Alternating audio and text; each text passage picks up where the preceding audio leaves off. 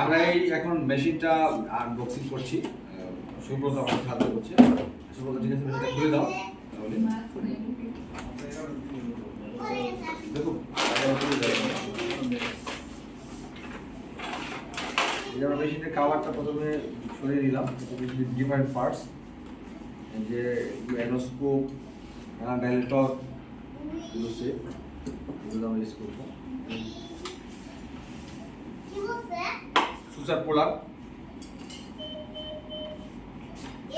এটা সেই বিশেষ মেশিন যেটা আমরা একটু করে অপারেশনটা করব। এই মেশিনের মাধ্যমে অপারেশন হয় এবং ভিডিও চলছে, আর এটা টিপ দিলেই অপারেশন শেষ। ওকে, থ্যাংক ইউ।